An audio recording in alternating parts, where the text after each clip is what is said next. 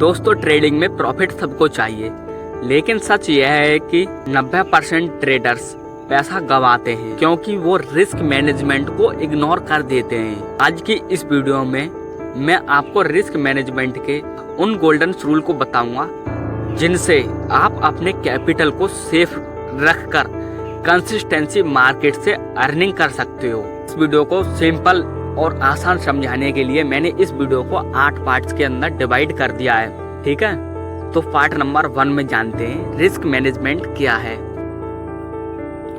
Trading सिर्फ profit कमाने का नाम नहीं है यार, क्योंकि असली ट्रेडर वही है जो लॉस को कंट्रोल करना जानता है। रिस्क मैनेजमेंट का मतलब है अपने कैपिटल को प्रोटेक्ट करना ताकि एक लॉस आपकी पूरी ट्रेडिंग जर्नी खराब ना कर दे।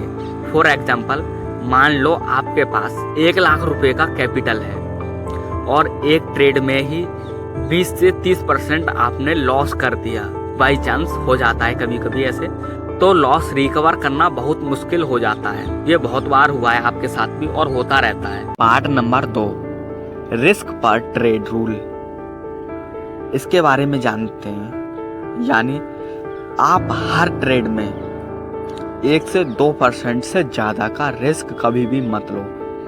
फॉर एग्जाम्पल समझते हैं, अगर आपके पास 1 लाख रुपए का यदि कैपिटल है तो आप पर ट्रेड रिस्क अपना सिर्फ 1000 से 2000 तक ही होना चाहिए आपका रिस्क 1 लाख के ऊपर, क्योंकि इस तरीके के आपको उस दिन 4 से 5 लॉस भी लग जाएं, फिर भी आपका कैपिटल उस दिन सेफ रहेगा। आप ज़्यादा से ज़्यादा 4 से 5 हज़ार का लॉस कर दोगे, उससे ज़्यादा आप लॉस नहीं करोगे। इस तरीके से आप अपना रिस्क पर ट्रेड रूल अपनाएं अपनी ट्रेडिंग जर्नी के अंदर।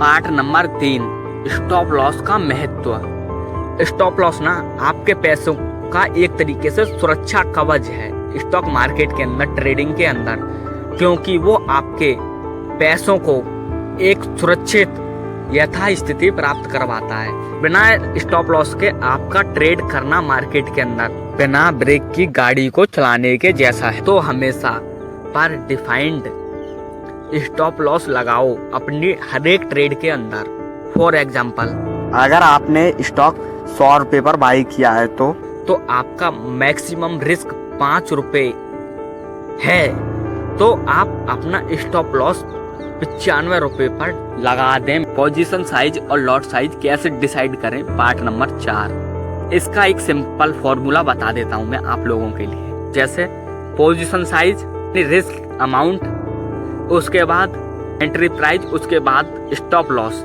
जैसे कैपिटल है आपके पास 1 लाख रुपए का, उसमें से आप 1% का रिस्क ले लो, यानी 1000 रुपए का रिस्क ले लिया 1 लाख पर आपने।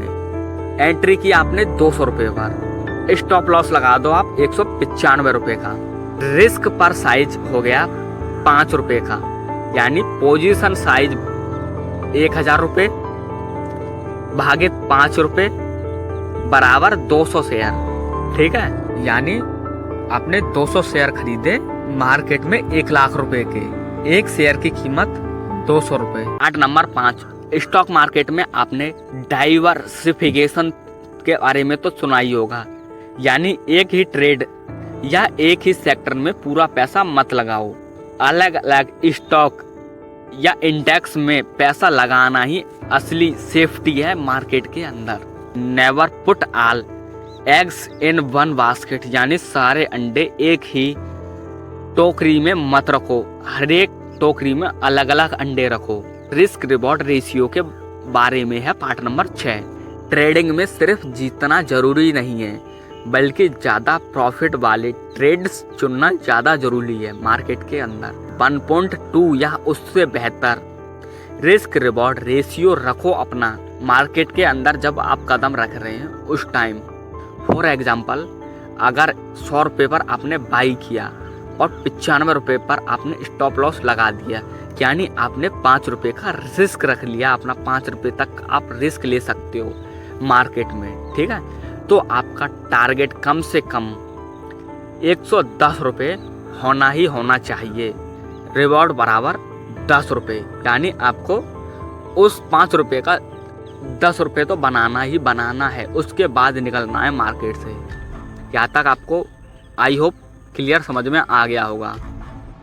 Part number 7, emotional risk management, यानी ट्रेडिंग के अंदर, स्टॉक मार्केट के अंदर ओवर ट्रेडिंग कभी भी मत करो, किसी के भी बहकावे में आकर, या फिर खुद का ही माइंड को मत सड़ाओ अपने ही माइंड के द्वारा, क्योंकि ट्रेडिंग के अंदर ना आपके इमोशन बहुत ज़्यादा आप पर हावी होते हैं। जब आप प्रॉफिट करते हैं या फिर आप लॉस करते हैं मार्केट के अंदर, तो लॉस रिवेंज ट्रेडिंग मत करो कभी भी। डिसिप्लिन से ट्रेड करो और सही ट्रेड करो सही तरीके से, क्योंकि यही सबसे बड़ा आपका रिस्क मैनेजमेंट है आपके लिए।